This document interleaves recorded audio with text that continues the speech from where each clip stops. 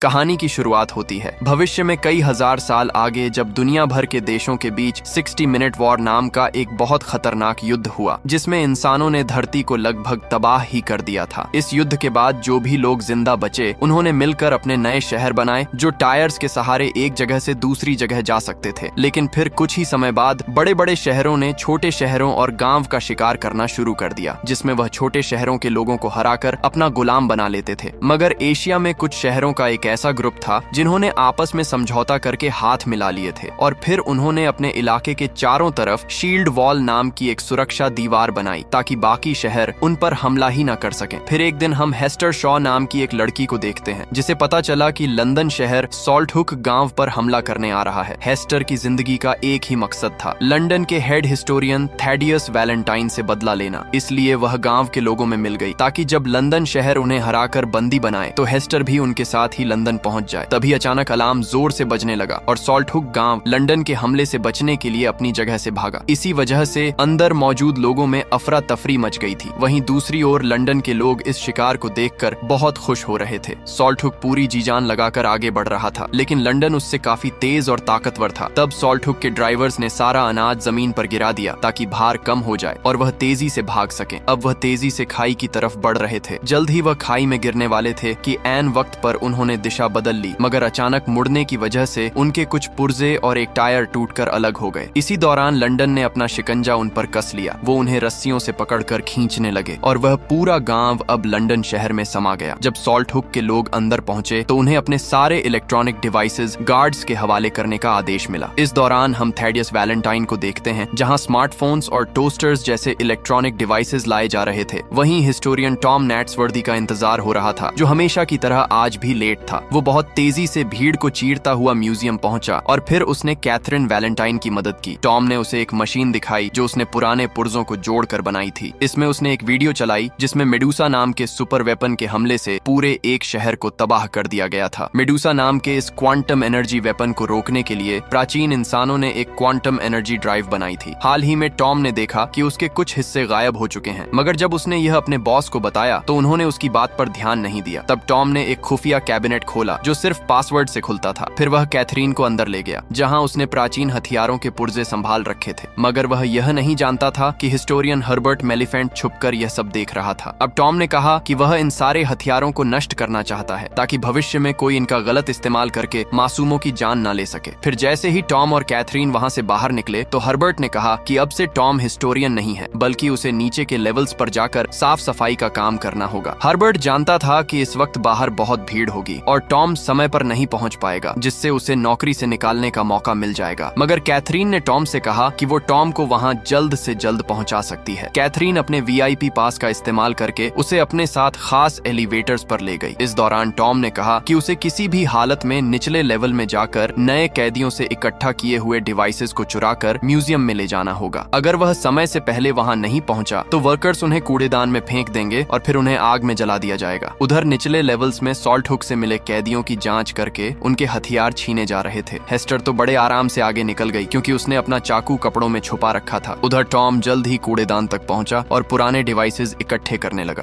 तभी वहां वैलेंटाइन से एक फ्यूजन एनर्जी सेल मिला था, जो कि वैलेंटाइन ने उसे बताया कि इंजीनियर्स ने म्यूजियम में मौजूद सभी सेल्स चुरा लिए हैं, तो वह उनसे निपट लेगा। तभी पास में सॉल्टहुक के एक आदमी ने गार्ड को धक्का दे दिया, जिससे वहां कैदियों और गार्ड्स के बीच में हाथापाई शुरू हो गई। तब वैलेंटाइन की नजर उस पर पड़ गई। हेस्टर ने एक बार फिर हमला करके उसका काम तमाम करने की कोशिश की, पर टॉम ने उसे पकड़कर उसका चाकू फेंक दिया। तब हेस्टर गुस्से में आकर उसे पीटने लगी और उसी पल अलार्म्स बज गए, यानी ऑफिसर्स वहां पहुंचने ही वाले थे। हेस्टर तुरंत वहां से भाग निकली तो टॉम ने उसका पीछा किया। वो एक टूटे पुल से कूदकर दूसरी ओर गई तो टॉम भी उसके पीछे कूद गया। अब वो दोनों सॉल्टहुक गांव में आ चुके थे, जिसे बड़ी बड़ी मशीनों की मदद से तोड़कर नष्ट किया जा रहा था। अब उन्हें बड़ी सावधानी से भारी भरकम मशीन से बचकर भागना था। साथ ही वहां एक के बाद एक बिल्डिंग्स नीचे गिर रही थी, तो उन्हें जल्द से जल्द अपनी जान बचाकर निकलना होगा। अब वो एक जगह से दूसरी जगह कूदकर भाग रहे थे, मगर अब पीछे से एक मशीन तेजी से सब कुछ जलाती हुई उनकी ओर बढ़ रही थी। उसी पल हेस्टर फटाफट एक दरवाजा खोलकर अंदर घुस गई और फिर दरवाजा बंद कर दिया। तब टॉम ने पूरा जोर लगाकर दरवाजा खोला और एक बार फिर से हेस्टर का पीछा करने लगा। इसी दौरान हेस्टर ने देखा कि सामने से वैलेंटाइन आ रहा है, तो वह उसी पल वापस मुड़ गई। अब वह पकड़े जाने से बचने के लिए कूड़ेदान के कुएं में कूद गई, लेकिन अचानक टॉम ने उसका हाथ पकड़कर उसे बचा लिया। तब हेस्टर ने टॉम को वैलेंटाइन से अपनी माँ के बारे में पूछने को कहा और फिर वह हाथ छुड़ाकर कुएं में कूद गई। कुछ ही पलों में टॉम को भी कुएं में धक्का दे दिया गया। जल्द ही कैथरीन और बाकी गार्ड्स भी वहां आ गए, पर टॉम और हेस्टर रेलिंग टूटने की वजह से नीचे गिर गए। पर उसी समय कैथरीन की नजर बीविस पॉड नाम के एक आदमी पर पड़ी जो पहले से वहां छुपा हुआ था। खैर, अब कूड़ेदान के कुएं से सारा कूड़ा शहर से बाहर गिरता था, तो जाहिर है कि टॉम और हेस्टर भी वहीं गिरे होंगे। इसलिए उन्हें ढूंढने के लिए एयरशिप भेजे गए, मगर वह अपने मिशन में नाकामयाब रहे। असल में हेस्टर शहरों के चलने से बने ट्रैक पर छिपी हुई थी और उसने टॉम को पत्तों के नीचे छुपा दिया था। जब एयरशिप वापस चले गए तो उसने टॉम की जेब से पैसे और चाकू चुरा लिया। उसी समय टॉम को होश आ गया और वह हेस्टर का पीछा करने लगा, तो हेस्टर ने गुस्से में आकर उसे चाकू से धमकाया, मगर टॉम फिर भी नहीं रुका और उसने कहा कि इस वक्त साथ मिलकर आगे बढ़ने में ही उनकी भलाई है। वहीं दूसरी ओर लंदन में मेयर मैग्नस क्रोम ने वैलेंटाइन को डांटा क्योंकि वह अपने मकसद को अंजाम नहीं दे पा रहा था। अब वैलेंटाइन के पास पुराने इलेक्ट्रिक डिवाइसेस की कमी थी, जिस वजह से उसका काम पूरा होने में कई हफ्ते और लगेंगे। तब वैलेंटाइन ने वह सेल दिया जो उसे सॉल्ट हुक के कैदियों से मिला था। फिर साइंटिस्ट ने उसे बताया कि समुद्र किनारे मौजूद एक जेल में एक ऐसा क्रीचर पकड़ा गया है जो आधा जॉम्बी और आधा रोबोट है। वो एक खतरनाक शिकारी है जो हमेशा हेस्टर का नाम चिल्लाता रहता है। अब वैलेंटाइन एयरशिप में बैठकर समुद्र की ओर निकल पड़ा, जहां समुद्र के ऊपर लटक रही एक जेल में श्राइक नाम का वह जानवर बंद था। असल में श्राइक को हेस्टर की तलाश इसलिए थी क्योंकि हेस्टर ने एक वादा तोड़ा था, जिस वजह से श्राइक उसे मारना चाहता था। वैलेंटाइन चाहता था कि श्राइक हेस्टर को ढूंढ निकाले, इसलिए उसने अपने एयरशिप से हमला करके जेल की जंजीरें तोड़ डाली ताकि जेल सीधा नीचे जा गिरे और श्राइक आजाद हो जाए। वहीं दूसरी ओर कैथरीन ने बीविस पॉड को ढूंढा और उससे पूछा कि आखिर हेस्टर और टॉम के साथ सच में क्या हुआ था। तब बीविस पॉड ने खुलासा किया कि वैलेंटाइन की योजना बहुत खतरनाक है। मेविस ने कहा कि सेंट पॉल्स कैथीड्रल में कोई एनर्जी प्रोजेक्ट नहीं चल रहा, बल्कि उसकी एड में किसी बड़ी साजिश की तैयारी चल रही है, लेकिन वो खुद सच तक नहीं पहुंच पाया क्योंकि गिल्ड के गार्ड्स उसे अंदर नहीं जाने देते थे। अब कैथरीन ने उसकी मदद करने का फैसला किया। उधर हेस्टर और टॉम आगे बढ़ रहे थे तो हेस्टर ने उसे जिंदा रहने के लिए गंदा पानी पीना सिखाया। फिर उसने टॉम के साथ अपना खाना बांटा, मगर टॉम काफी घबरा गया क्योंकि ये खाना 1000 साल पुराना था। पर हेस्टर ने उसे समझाया कि पुरानी टेक्नोलॉजी से पैक किया गया खाना कभी खराब नहीं होता। फिर रात को जब हेस्टर सो रही थी तो उसने एक बुरा सपना देखा जिसमें वह एक खेत में तेजी से दौड़ रही थी और उसके चेहरे पर लगी गहरी चोट से खून बह रहा था। जब हेस्टर की आंख खुली तो उसने देखा कि टॉम अपने हाथ पैर हिलाकर उनकी तरफ आ रहे 2 चलती बस्तियों को बुला रहा था ताकि उन्हें पनाह मिल जाए। पर बदकिस्मती से वह हमलावर निकले जिन्होंने शिकंजे फेंककर उन दोनों को बंदी बनाने की कोशिश की। उसी पल अचानक टॉम ने हेस्टर को बचाने के लिए उसे धक्का दे दिया और फिर वह दोनों फुल स्पीड में भाग निकले। अब टॉम को ऊपर चढ़ने में परेशानी हो रही थी तो हेस्टर ने उसे ऊपर खींच लिया, पर जैसे ही टॉम ऊपर आया तो हेस्टर गायब हो चुकी थी। अब दोनों बस्तियां उन पर हमला करने ही वाली थीं कि वह पीछे खिसका और अचानक एक सुरंग में गिर गया। असल में हेस्टर और टॉम दोनों ही सुरंग में गिरकर स्कटलबट नाम के एक अंडरग्राउंड शहर में आ चुके थे। कुछ ही पलों में यह शहर भी चलने लगा। पहले तो ड्राइवर और उसकी पत्नी उनके साथ काफी अच्छे से पेश आए, पर जल्द ही उन्होंने हेस्टर और टॉम को एक सेल में कैद कर दिया। वहां बैठकर हेस्टर ने टॉम को बताया कि जब वह 8 साल की थी तो उसकी माँ पेंडोरा शॉ की मौत हो गई थी। उसकी माँ पेंडोरा शॉ एक आर्कियोलॉजिस्ट थी जो दुनिया भर में घूमकर इतिहास के बारे में और जानकारी ढूंढने की कोशिश करती थी। वैलेंटाइन उससे मिलने आया करता था, पर एक दिन उन्हें जमीन में से एक ऐसी चीज मिली जो बेहद खतरनाक थी। जब पेंडोरा शॉ को पता चला कि वैलेंटाइन उसे हासिल करना चाहता है तो पेंडोरा शॉ ने वह बक्सा छीन लिया और उन दोनों में लड़ाई शुरू हो गई। इस हाथापाई में मेडूसा सक्रिय हो गई जिससे पूरे घर में आग लग गई। तब पेंडोरा शॉ ने हेस्टर को एक नेकलेस दिया और हमेशा इसे अपने पास संभाल कर रखने को कहा, पर तभी अचानक वैलेंटाइन ने उस पर चाकू से हमला कर दिया। हेस्टर ने अपनी माँ को बचाने की कोशिश की, पर वैलेंटाइन ने उसके चेहरे पर वार कर दिया जिससे खून बहने लगा। तब हेस्टर अपनी जान बचाकर वहां से भाग निकली। कहानी सुनने के बाद टॉम ने हेस्टर से उसका चाकू मांगा और जमीन पर मौजूद एक पेंच निकालकर एक फटा खोल दिया। अब वह यहाँ से कूदकर अपनी जान बचा सकते थे, मगर हेस्टर की टांग में चोट लगी थी और वह इतनी नीचे नहीं कूद सकती थी, इसलिए उसने टॉम को अकेले कूद जाने को कहा, मगर टॉम ने उसे अकेला छोड़कर जाने से साफ मना कर दिया और वापस से वह फट्टा बंद कर दिया। इसके बाद वह ड्राइवर और उसकी पत्नी उन्हें एक और गांव में ले गए जहां वो उन्हें गुलाम के तौर पर बेचने वाले थे। जब बोली लगनी शुरू हुई तो एना एना फैंग नाम की मशहूर विद्रोही ने कहा कि वह हेस्टर को खरीदेगी, लेकिन बोली लगाने वाला आदमी जानता था कि एना फैंग के सर पर बहुत बड़ा इनाम है, इसलिए वह एना फैंग को कैद करना चाहता था। पर एना फैंग ने उसी वक्त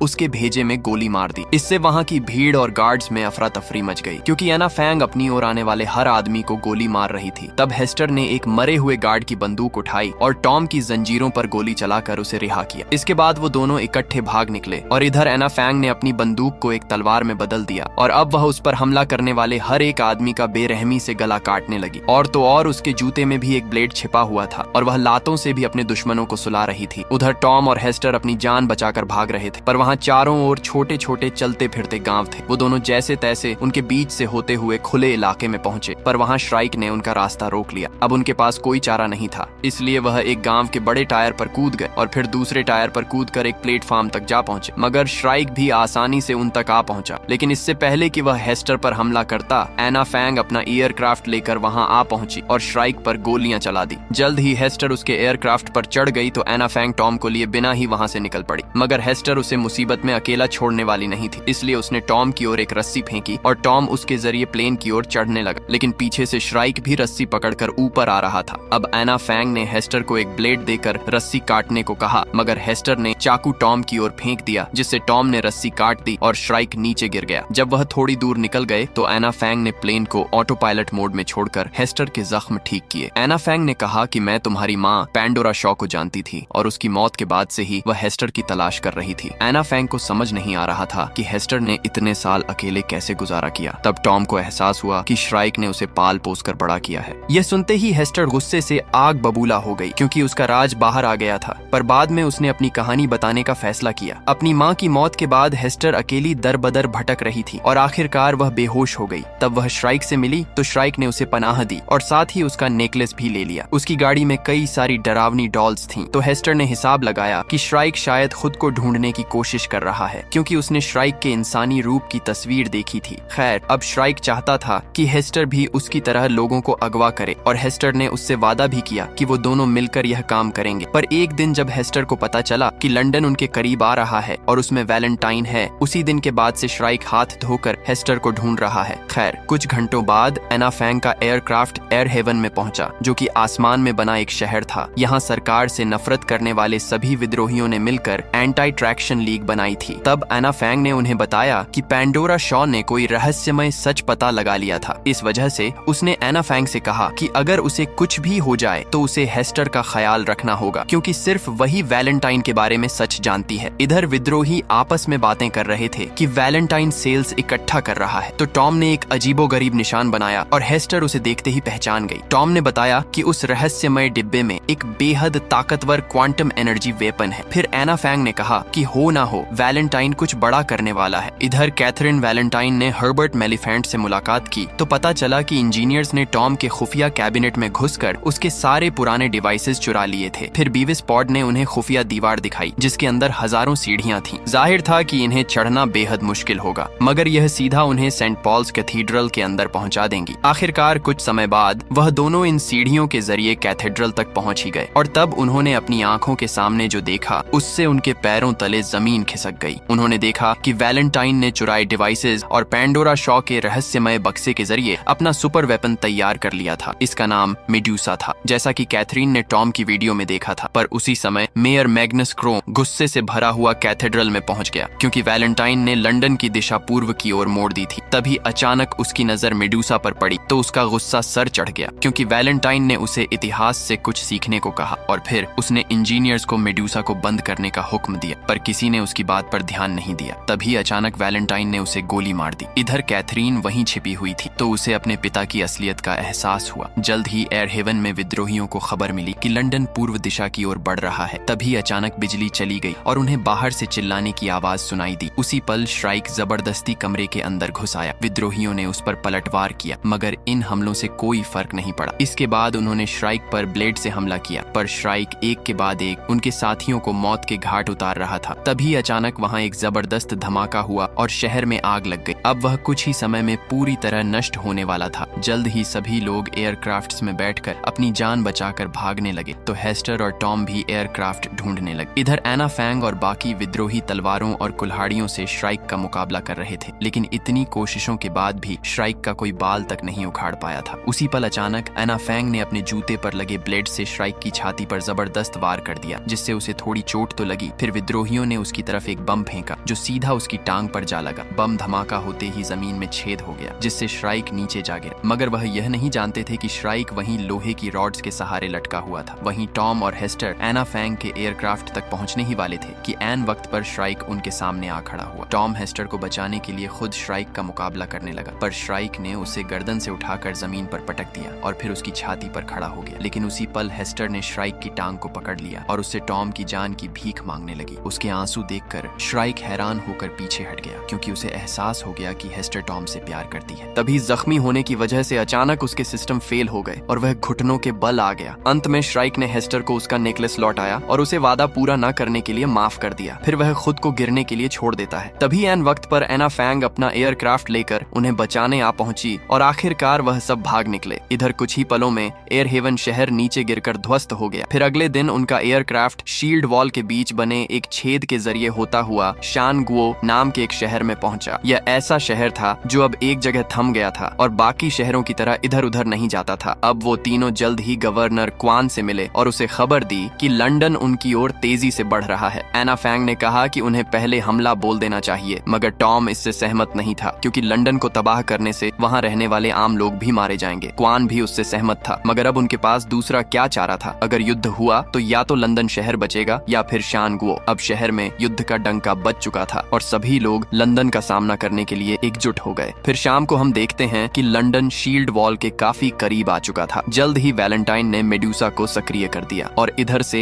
एना फैंग ने उनके मुकाबले के लिए कई एयरक्राफ्ट शील्ड वॉल से बाहर भेजे। वहीं दूसरी ओर हेस्टर को शहर में मेडुसा की कहानी की तस्वीर दिखाई दी तो अचानक उसे अपने नेकलेस का ख्याल आया। आखिरकार उसने अपना नेकलेस खोला तो उसमें क्वांटम एनर्जी ड्राइव मिली, तो उसने तुरंत इसके बारे में टॉम को बताया। उधर मेडुसा ने पहली बार चार्ज होकर शील्ड वॉल पर अपनी एनर्जी बीम से पहला जबरदस्त वार किया। इस धमाके में सैकड़ों एयरक्राफ्ट्स और तोपें तबाह हो गईं और हजारों लोगों की जान चली गई। इसके साथ शील्ड वॉल को भी भारी नुकसान हुआ और वहां जानलेवा आग लग गई। चारों ओर से बिल्डिंग्स और मलबा गिर रहा था, जिसमें और भी लोग मारे जा रहे थे। इधर लंदन के आम लोग खूब तालियां बजा रहे थे। अब एक हमले के बाद मेडुसा हथियार को कुछ मिनट चार्ज होने की जरूरत थी। हेस्टर और टॉम ने एना फैंग को बताया कि उन्हें खुद लंदन जाना होगा ताकि वह क्वांटम एनर्जी ड्राइव की मदद से मेडुसा हथियार को बंद कर सके। अब एना फैंग उन्हें वहां ले जाने को तैयार हो गई और बाकी विद्रोहियों ने उन्हें चारों ओर से सुरक्षा देने का फैसला किया। जैसे ही वह लंदन के करीब पहुंचे तो वैलेंटाइन ने फिर से मेडुसा दाग दी। एना फैंग और उसके साथियों ने अपने एयरक्राफ्ट मोड़कर खुद को बचाया, मगर फिर भी उसकी ऊर्जा से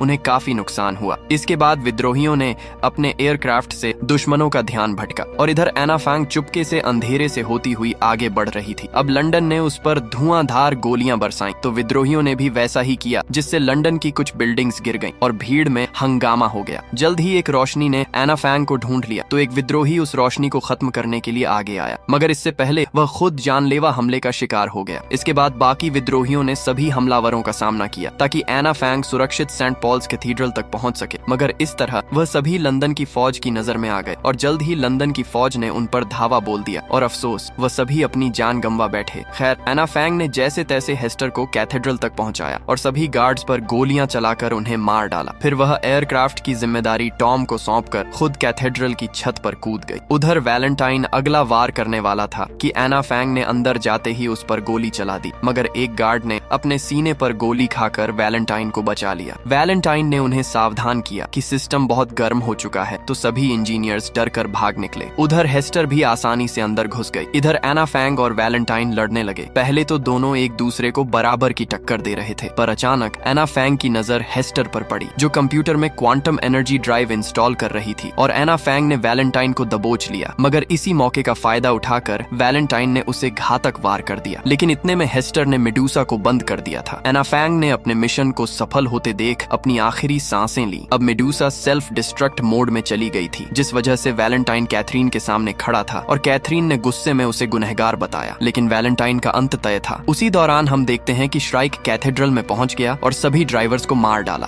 अब लंदन शहर बिना किसी कंट्रोल के तेजी से आगे बढ़ रहा था, यानी उनका शील्ड वॉल से टकराना तय था। जब कैथरीन को इसका एहसास हुआ तो वह खुद कंट्रोल रूम में पहुंची और ब्रेक लगाने की कोशिश की, लेकिन ब्रेक टूट चुके थे। अब उसने टॉम से बात की तो टॉम ने एक नया प्लान बनाया। प्लान के मुताबिक कैथरीन ने लंदन शहर का दरवाजा खोल दिया और टॉम ने हवा में उड़ते हुए सीधा इंजन पर वार किया, जिससे उसमें धमाका हो गया। अब इंजन में आग लगने की वजह से लंदन शहर की रफ्तार थोड़ी धीमी हो गई। उधर हेस्टर और वैलेंटाइन आमने सामने आ गए और दोनों उसके एयरक्राफ्ट की छत पर हाथापाई करने लगे। जल्द ही वैलेंटाइन ने हेस्टर को गिराकर उसका गला दबाने लगा, पर अचानक हेस्टर ने चाकू निकालकर अपने ही पिता वैलेंटाइन के चेहरे पर वार कर दिया, मगर उसने हेस्टर को धक्का दे दिया और टॉम ने ऐन वक्त पर उसे अपने एयरक्राफ्ट की मदद से बचा लिया। कुछ दूर जाते ही लंदन शहर जमीन पर क्रैश हो गया और रुक गया। अब शील्ड वॉल में बहुत बड़ा छेद हो चुका था, तो कैथरीन लंदन के बचे हुए लोगों को उस छेद के जरिए एशिया में ले गई। वहाँ कई गार्ड्स मौजूद थे, लेकिन गवर्नर क्वान के हुक्म के मुताबिक उन्होंने अपने हथियार नीचे कर लिए। फिर क्वान ने तहे दिल से उनका स्वागत करके उन्हें अपने शहर में पनाह दी। उधर अना फैंग के क्राफ्ट में हेस्टर और टॉम अपना मिशन पूरा होने पर बेहद खुश थे। उन्होंने एक दूसरे से अपने प्यार का इजहार किया और एक साथ दुनिया घूमने का वादा भी किया। ये आज तक की हमारी सबसे लंबी कहानी है, तो कमेंट्स में जरूर बताना कि कैसी लगी।